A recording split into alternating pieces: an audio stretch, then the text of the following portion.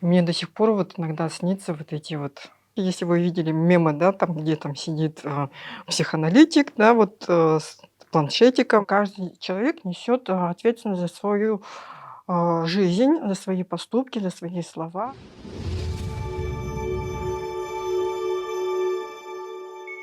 Ну, чтение это то, что я люблю с самого детства. Мне кажется, как я научилась читать, и первая книга, я уже не помню, как она. «Хижина дяди Тома».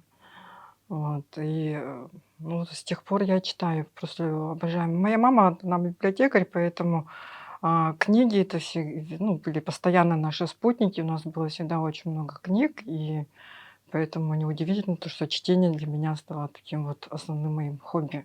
Я библиотечный ребенок, потому что с самого детства вот я была там и даже спала на этих огромнейших полках, когда вот садики не работали и так далее. Вот я помню то хранилище, первое хранилище, которое было вот в нашем храме, да, по Кирово. Это были, я такой, ну, до реставрации, это старое такое здание с огромными такими бревнами. Я помню вот это до сих пор сырость, запах сырости, это книг прямо, ну вот прямо вообще очень хорошо. Это такая популярная книга, автор это Эрик Берн, американский психотерапевт, который является автором метода транзактный анализ.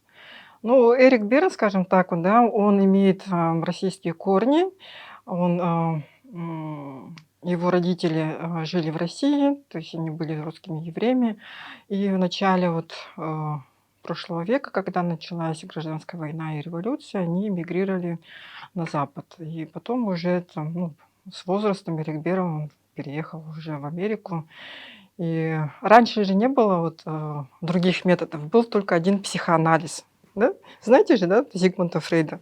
Вот Зигмунд Фрейд, это он что сделал? Он создал колесо психонауки, как психология, да, вот этот психоанализ. И раньше было только одно сообщество, психоаналитическое сообщество. И для того, чтобы туда попасть, нужно было пройти свою собственную терапию. И психоаналитик, он должен был сказать о том, то, что он доступен, ну, вот, может он стать или не может он стать. И вот Эрик Берн, он пролежал на кушетке, если вы видели мемы, да, там, где там сидит психоаналитик, да, вот с планшетиком, а рядом вот на кушетке лежит клиент-пациент, то это вот все из психоанализа. И вот так вот на кушетке Эрик Берн провел ни много ни мало 15 лет.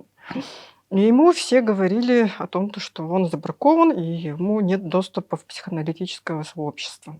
И тогда он просто-напросто решил, ну, скажем так вот, разозлился, да, и решил создать свой собственный метод напротив психоанализа. И он говорил о том, то что транзактный анализ, он должен быть вообще полностью отличен от психоанализа. Но тем не менее в конце своей жизни Эрик Берн все таки признал о том, то что психоанализ, он все таки является, ну, основной вот этой вот темой. И любые методики, которые сейчас присутствуют, они все равно имеют корни из психоанализа.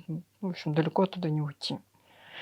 Вот таким образом появилась книга, игры, в которые играют люди, которые играют в игры. Это на самом деле наше российское название, да. Идентичное название оригинальное, оно звучит немножко по-другому. Что происходит, когда вы говорите «здравствуйте»? По моему мнению, это единственный метод, который имеет, скажем так вот, придумал, да, вот гениально, вот я не знаю, вот я действительно гениальный, да, он придумал единицу того, как мы коммуницируем, да, вот это транзакции. То есть мы отправляем транзакции. Почему транзактный анализ? Мы отправляем транзакции, то есть получаем обратную реакцию. Да, поэтому и оригинальная эта версия, она звучит: что происходит после того, как вы говорите «здравствуйте».